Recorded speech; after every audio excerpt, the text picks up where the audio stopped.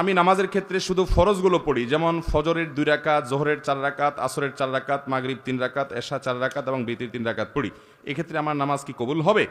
দেখুন, শুধু ফরজ পড়েন এই ভাই, সুন্নত পড়েন না, নামাজ হবে কিনা? উত্তর হলো, শুধু ফরজ পড়লে ওয়াক্তের দায়িত্বটা আদায় হবে। জোহরের ফরজটা পড়লেন, জোহরের ওয়াক্তের দায়িত্ব আদায় হলো, কিন্তু এটা পরিপূর্ণভাবে হলো না, ত্রুটি থেকে গেল। আপনি তরকারি খাইতে চাইলেন, তাহলে আপনার তরকারি খাইতে হলে সবজি লাগবে কাঁচা, পানি লাগবে, তেল লাগবে, পেঁয়াজ লাগবে, মরিচ লাগবে, লবণ লাগবে, ইত্যাদি ইত্যাদি লাগবে। এখন আপনি পানির মধ্যে কাঁচা সবজি সিদ্ধ করে রান্না করে নিয়ে আসলেন, লবণ, তেল, হলুদ কিছুই দিলেন না, তাহলে এটাকেও সবজি বলা যায়, কিন্তু এই সবজি কেউ খাবে না, আপনিও খাবেন না। ঠিক না ঠিক? 5 ওয়াক্ত ফরজ নামাজ এটা পূর্ণতা পাওয়ার জন্য এর আগে পরে যে সুন্নত নামাজগুলো আছে সেগুলো হলো এরকম। এগুলো ছাড়া ওই নামাজটা হয়ে যাবে, ফরজ আদায় হয়ে যাবে, ওয়াক্তের ফরজ আদায় হয়ে যাবে আলহামদুলিল্লাহ, মাগার আপনার নামাজটা পরিপূর্ণ হলো না। মনে রাখবেন, সুন্নত নামাজগুলো কেন, এই যে 5 ওয়াক্ত নামাজের ফজরের আগে 2 রাকাত সুন্নত আছে, জোহরের আগে 4 রাকাত, পরে 2 রাকাত আছে, মাগরিবের পরে 2 রাকাত আছে, এশার পরে 2 রাকাত আছে। এই যে সুন্নত নামাজগুলো আছে, এগুলো কেন জানেন? এগুলোর অন্যতম উদ্দেশ্য হলো যাতে করে মূল নামাজটা আমাদের সুন্দরভাবে হয়, তার জন্য প্রস্তুতি। আগেরগুলো হলো প্রস্তুতিমূলক, আর পরেরগুলো হলো পরিপূরক। সুন্নত আগেরগুলা প্রস্তুতিমূলক, পরেরগুলাকে বলতে পারেন পরিপূরক, আর সবগুলাকেই অন্য অর্থে পরিপূরক বলতে পারেন। পরিপূরক মানে কি? ধরুন, আপনি কোনো একটা সরকারি অফিসে খুব গুরুত্বপূর্ণ একটা কাজে যাচ্ছেন, এনআইডি কার্ডের ফটোকপি লাগবে, জন্ম নিবন্ধনের ফটোকপি লাগবে, খুব জরুরি একটা কাজ, আপনার বিদেশ যাওয়ার মতো ব্যাপার, ভিসার মতো ব্যাপার। আপনি ফটোকপি নিয়ে যখন যাবেন, ফটোকপি সাধারণত এনআইডি কার্ডের ফটোকপি যদি একটা লাগে, আপনি কয়টা নিয়ে যাবেন? একটাই নিবেন না 2-4টা নিবেন? বুদ্ধিমান মানুষ হলে 2-4টা সাথে নিয়ে যাবে। কেন?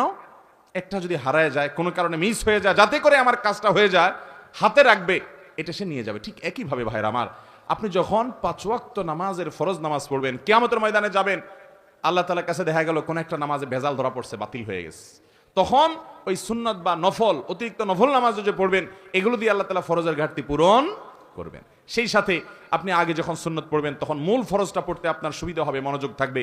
নবী করিম সাল্লাল্লাহু আলাইহি সাল্লাম ফরজ নামাজের আগে পরে সুন্নত নামাজগুলো কখনো ছাড়তেন না, নিয়মিত পড়তেন। আপনি কিভাবে নিয়মিত ছাড়েন? একবার জোহরের আগের 4 রাকাত ছুটে গেছে, তিনি পড়তে পারেন নাই মেহমান আসার কারণে, এগুলো পরে তিনি পড়ে দিয়েছেন, এরকম গুরুত্ব দিতেন। হ্যাঁ, আপনার কখনো কোনো কারণে এমন পরিবেশ হয়ে গেছে, সুন্নত পড়ার কোনো সুযোগই পাইলেন না আপনি, অসুবিধা নাই, মাঝে মধ্যে হঠাৎ কালে ভদ্রে বাদ গেছে, অসুবিধা নাই, কিন্তু নিয়মিত এরকম করলে সেটা আপনার মূল সালাতের যে প্রোফাইল আল্লাহর কাছে থাকবে, সেই ফাইলটা কিছুটা হলেও ত্রুটিপূর্ণ থাকবে। এটা সুন্নত, সাধারণ সুন্নত, সুন্নতে মুআক্কাদা। আমার ফজরের নামাজ প্রায় কাজা হয়, জোহরের সাথে মিলিয়ে জোহরের আগে সেই 2 রাকাত ফজরের কাজা পড়ে নেই, আমার নামাজ কি কবুল হবে? এই পাবলিক অনেকেই আছে, ফজরের নামাজ জামাতের সাথে মসজিদে গিয়ে আদায় করার মতো মুসল্লি, মুসলমানের সংখ্যা সমাজে অনেক না বেশি? সবচেয়ে কম মুসল্লি হয় কোন নামাজে? কারণ ইবলিস জানে এই নামাজটায় হাজির হলে অনেক বেশি ফজিলত পেয়ে যাবে, জোহরের নামাজের চাইতে এই নামাজে হাজির হওয়ার গুরুত্ব বেশি, মাগরিবে এশায় হাজির হওয়ার চাইতে ফজরে হাজির হওয়ার গুরুত্ব বেশি। এটা মাসআলা আপনি না জানলে কি হয়েছে, আপনার সাথে থাকা ইবলিস জানে, এই জন্য ইবলিসে ভোর রাতে আপনার ঠ্যাং টিপা শুরু করে।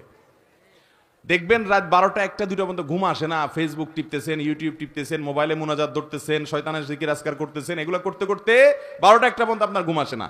ঠিকই দেখবেন ফজরের আজান আগ দিয়া দেখবেন এমন ঘুম আসে, অ্যালার্ম দিয়ে রাখলেও আর উঠতে মনে চায় না। ঠিক না বে ঠিক? শয়তান তখন কি বলে? নবী করিম সাল্লাল্লাহু আলাইহি সাল্লাম হাদিসে বলেছেন, শয়তান বলে ফজরের আজান হয়ে গেছে, অ্যালার্ম বাজছে, দেখতেছেন ঠান্ডা মাথায়, শয়তান বলে আরে রাত এখন অনেক বাকি, অ্যালার্ম দিছে, মোবাইলের গলা টিপে ধরে অ্যালার্ম কেটে দিয়ে আবার ঘুম। আছে না নাই? ফজর পড়তে পারে না। ভাইরা আমার, ফজরের গুরুত্ব অনেক বেশি। তো যেই মানুষ ফজরের নামাজ নিয়মিত জোহরের সাথে পড়ে, অনেকে আছে দেখবেন প্রবাসে অনেক ভাই আছে 7টা 8টা 9টার দিকে ওটা ফজর পড়ে, নিয়মিত যদি এরকম হয় তাহলে তার এ নামাজ হবে? ভাইরা আমার, একবার হঠাৎ 2 মাস 4 মাস পরে 6 মাস পরে জীবনে হঠাৎ একবার হয়েছে, হ্যাঁ ফজর নামাজ আপনি উঠতে পারেন নাই, মোবাইল অ্যালার্ম বাজছে, তাও হুঁশ নাই, এটা গ্রহণযোগ্য। নবী সাল্লাল্লাহু আলাইহি সাল্লামের জীবনে একবার ফজর কাজা হয়েছে। কয়বার কাজা হয়েছে? একবার। তো আপনার জীবনে 2-4-10 বার এভাবে হতে পারে, কিন্তু প্রতিদিন হওয়া এটা কোনো অবস্থাতে গ্রহণযোগ্য হতে পারে। ঠান্ডা মাথায় যারা নামাজ পড়ার এশার পরে শোয়ার সময় নিয়ত করে থয় যে সকাল 8টার দিকে উঠবে, অ্যালার্ম দিয়ে ছয়, তার ঈমান আছে কিনা এটা নিয়ে অনেক উলামা ইকরাম সন্দেহ করেছেন। কারণ হলো ঠান্ডা মাথায় সে নামাজ পড়বে না, পরিকল্পনা করে সে শুইছে। আল্লাহ তাআলা আমাদেরকে ফজর নামাজ গুরুত্ব বুঝার তৌফিক দান করুন। আমি নিয়মিত তাহাজ্জুদ পড়ি এবং বিতির তাহাজ্জুদের পরে পড়ি, কিন্তু হঠাৎ মাঝে মধ্যে ঘুম থেকে ওঠার সমস্যার কারণে ফজরের আজান হয়ে যায়। এমত অবস্থা বিতির পড়ার হুকুম কি? যদি আপনি ভোর রাতে উঠার ব্যাপারে প্রবল সম্ভাবনা না থাকে তাহলে বিতির আপনি রাখবেন না, বিতির আগে পড়ে ফেলবেন। হ্যাঁ, আপনি নিয়মিত তাহাজ্জুদ পড়েন, আল্লাহ তৌফিক দেয়, তাহলে আপনি বিতির পড়েন। হঠাৎ একদিন ছুটে গেছে, ফজরের আজান হয়ে গেছে, তাহলে তারপরেও বিতির পড়লে আদায় হয়ে যাবে। ঢোলবাঁশি বাজিয়ে কবর দেয়া হচ্ছে, এরকম একটি ভিডিও দেখেছি ইউটিউবে, এ ব্যাপারে বললে ভালো হতো। ঢোল বাঁশি বাজায় আবার কবর, একটা গানই আছে এরকম, আমিও দেখছি ভিডিওটা, কি জানি,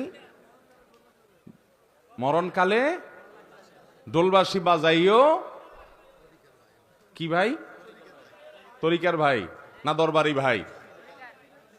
হ্যাঁ, এবং সে গানের একটা কথা খুব আপত্তিকর আছে, সেটা আরো বেশি, সেটা হলো কালেমা কালামও ভাই কোনো কিছুর দরকার নাই, কালিমা কালাম কিছুর দরকার নাই, ঢোলবাঁশি বাজাইতে বাজাইতে নিয়ে কবরে দিও। আল্লাহ মাফ করুক, এই হারাম কাজ করতে করতে যার দুনিয়া থেকে বিদায় হয়, সে দুনিয়াতে জীবদ্দশা জানতো যে তার যে সমস্ত আশেপাশে সাঙ্গপাঙ্গ আছে তারা ঢোলবাঁশি পিটাতে পিটাতে তারা নিব কবরে, হাসরে আজাব যখন হবে আল্লাহ জানে, ফেরেশতারাও কি ঢোলবাঁশি দিয়েই ফিরবে কিনা আল্লাহ জানে।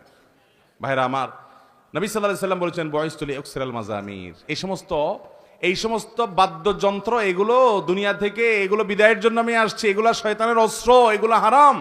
অতএব ইমানদার জীবদ্দশায় যেটা করতে পারেন একটা মানুষের মৃত্যুর পর তাকে বিদায়ের সময় বলে কালিমা কালামই দরকার নাই। কালিমা কালামই যদি দরকার না থাকে সে মুসলমান কিনা সন্দেহ। মুসলমান কিভাবে কালিমা কালামের দরকার নাই, ঢোলবাজি হইলে তার চলবো? আমরা তো কালিমা কালাম পাইছি কোরআন থেকে, হাদিস থেকে। এর ঢোলবাসিটা কে দিল? কে দিছে বলেন? শয়তান দিছে। তো শয়তানের এই জিনিসটা নিয়ে যদি কবরে যায়, মায়ের কি পিঠে পড়বে না নিচে পড়বে? আল্লাহ আমাদেরকে এই সমস্ত পাগলামি ছাগলামি, এই সমস্ত শয়তানি থেকে বেঁচে থাকার তৌফিক দান করুন। কত পাগলামি যে দুনিয়াতে আছে, এসব না দেখলে বোঝার উপায় নাই। আল্লাহ আমাদের সমস্ত ভাইদেরকে হেদায়েত দান করুন।